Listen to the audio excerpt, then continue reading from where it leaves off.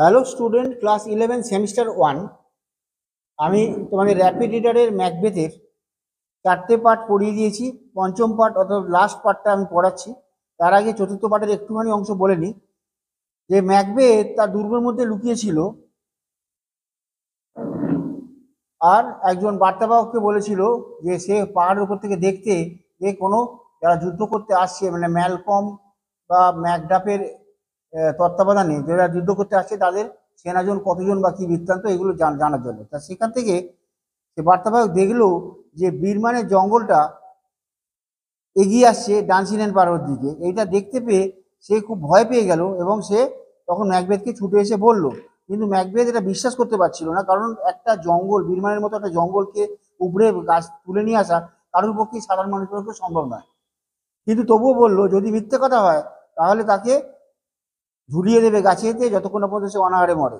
এই কথা বলার পরে এই কথাও ভাবলো যে যদি এটা সত্যিই হয় তাহলে তাকে লড়াই করতে হবে, তাকে পালানো চলবে না, তার লড়াই করতে হবে। তো এই পর্যন্ত মোটামুটি বলেছিলাম যে অবরোধকারী যাদের আছে তাদের সঙ্গে, সেই জন্য সে যুদ্ধে ঝাঁপিয়ে পড়লো। যারা তাদের দেখা গেল যে দুর্গটাকে যারা অবরোধ করেছে, যারা বাধা বিদ্রোহী সেনাদের বিরুদ্ধে ম্যাকবেথ কি করলো, ঝাঁপিয়ে পড়লো।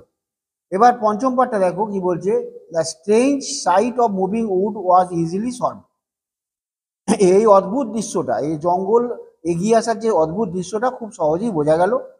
when the besieging army advanced towards the castle through the wood of Birnam, Malcolm, like an astute general, instructed all his soldiers to hew down a bow and bear it before them so that they could conceal the actual number of invaders to Macbeth.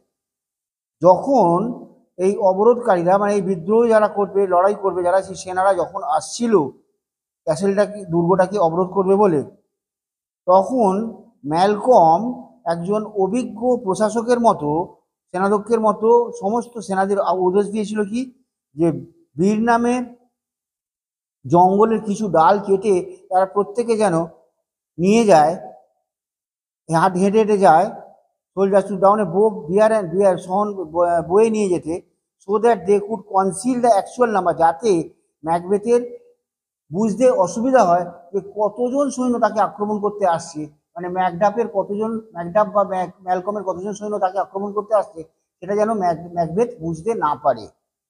This marching of soldiers with boughs in their hands and had appeared from a distance like a moving word, and the messenger was evidently frightened. বলছে এই যে সেনাদল তাদের গাছের ডালপালা নিয়ে, হাতে ডালপালা নিয়ে এগিয়ে আসছিল, এটা দূর থেকে দেখে মনে হচ্ছিল যে একটা জঙ্গলই এগিয়ে আসছে। সেই জন্য বার্তাবাহক কি করলো না, খুব এভিডেন্টলি ফ্রাইটেন্ড, সত্যিকারের ভয় পেয়ে গিয়েছিল। Das the words of the spirits ব্রট two pass. তাহলে দেখা গেল কি, এই আত্মার যে কথা, এই যে অশরীরী আত্মা, যারা এই যে আত্মা তিনজন দেখা দিয়েছিল ভুতুরে বোন, তাদের কথাটা মিলে যাচ্ছে। ইন এ সেন্স ডিফারেন্ট, কিন্তু মানেটা তার অন্য হলো, from that in which Macbeth understood, যেটা ম্যাকবেথ বুঝেছিল। ম্যাকবেথ বুঝেছিল কি, যে বীর নামের জঙ্গলটা কোনোদিনই আসতে পারবে না, কিন্তু দেখা যাচ্ছে বীর নামের জঙ্গল আসছে। কিভাবে আসছে? তারা গাছের ডাল কেটে নিয়ে আসছে। ম্যাকবেথ তাই কি করলো, ইন সেন্স ডিফারেন্ট, অন্য মানে এটা বুঝেছিল। And so he lost his confidence, এই জন্য সে তার আত্মবিশ্বাস হারিয়ে ফেললো। এ ফিয়ার্স স্কিরমিশ টুক প্লেস, একটা ভয়ঙ্কর খণ্ডযুদ্ধ হলো। In which Macbeth slaughtered all those who challenged him, যে তার সঙ্গে লড়াই করতে এলো তাদের সকলকে ম্যাকবেথ কি করলো, আস্তে আস্তে খুন করলো, মেরে ফেললো। আনটিল হি ফেসড ম্যাকডাফ, যতক্ষণ পর্যন্ত সে ম্যাকডাফের সঙ্গে সম্মুখীন হলো। And remembering the caution of the spirit, এবং এটাই মনে করলো যে এই আত্মারা তাকে যে সাবধানবাণী দিয়েছিল, who had counselled him to stay away from the thane of ফাইভের রাজার থেকে, প্রশাসকের থেকে সাবধান থাকতে, যে আত্মা তাকে সাবধানবাণী করেছিল, সেটা তার মনে পড়ে গেল। He would have turn back, তখন সে কি করলো, ঘুরে দাঁড়ালো, ঘুরে পড়লো। But Macduff, who had been seeking him থট দ্য হোল ফাইট, পুরো যুদ্ধে যে তাকে এতক্ষণ ধরে আহ্বান করছিল, অপোজড হিম টার্নিং, তাকে যুদ্ধ থেকে ঘুরে দাঁড়াতে বাধা দিল। And a fierce contest ensued, এবং ওটা ভয়ঙ্কর যুদ্ধ হলো। Macduff reproached him and concealed him a tyrant, Macduff তাকে গালমন্দ করলো।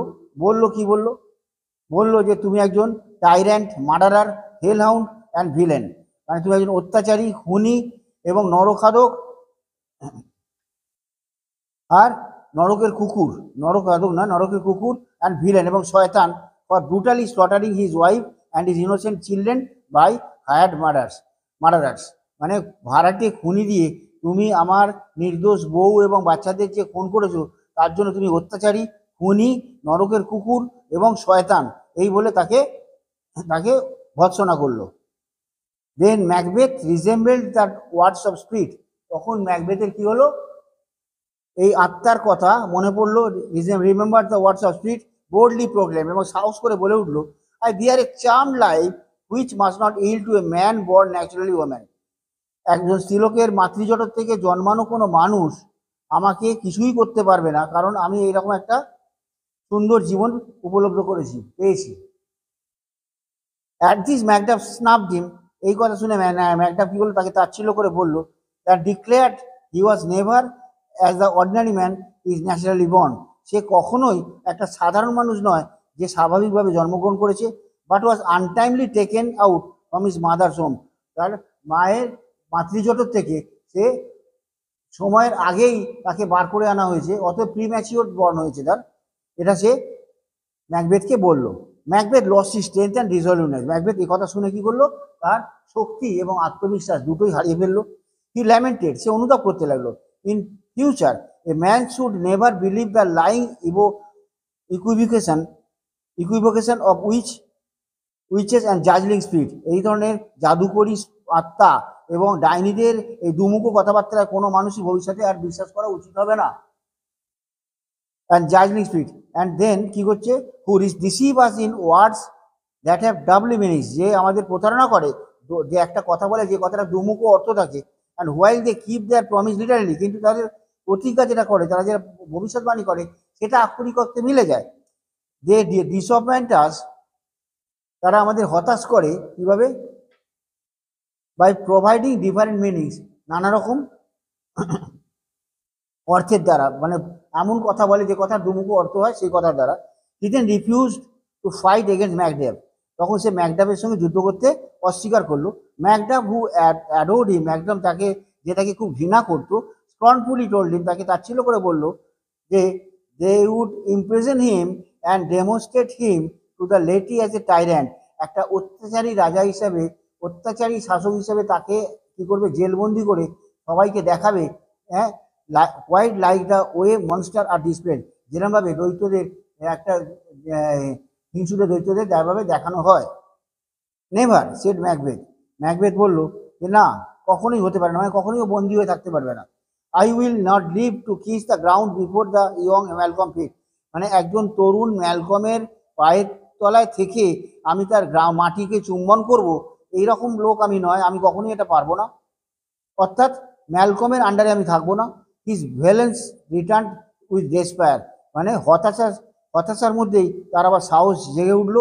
And he threw upon the Macduff, সে ম্যাকডাফের উপর ঝাঁপিয়ে পড়লো।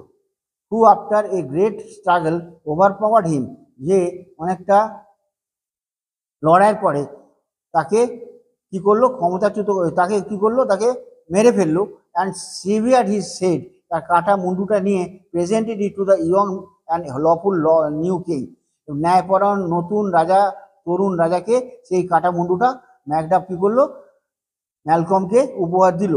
Malcolm then ascended the throne and acclamations of the nobleman and the people of Scotland, মানে স্কটল্যান্ডের সাধারণ মানুষ এবং অভিজাত সম্পন্ন মানুষদের হর্ষধ্বনিতে ম্যালকম তখন রাজমুকুট পরে রাজ সিংহাসনে বসবে। তো this is the last part of Macbeth. তোমরা শুনলে, আশা করি তোমাদের বুঝতে কোনো অসুবিধা হয়নি। যদি অসুবিধা কোনো রকম হয় তোমরা অবশ্যই কমেন্ট করো, আমি আবার বুঝিয়ে দেবো। তার আগে একটা কথা বলি, তোমরা পাশে থাকা বেল আইকনটা অবশ্যই তোমরা কি করবে, লাইক সাবস্ক্রাইব করবে, কারণ তোমাদের লাইক সাবস্ক্রাইব করাটা আমাকে নতুন নতুন ভিডিও করতে উদ্বুদ্ধ করবে। আর আরেকটা কথা বলি, এই ভিডিওটা শেষ করার আগে, তোমাদের আসন্ন পরীক্ষা, এই পরীক্ষা ভালো রেজাল্ট হবে এই শুভকামনা করে ভিডিওটা শেষ করলাম। Thank you very much for watching.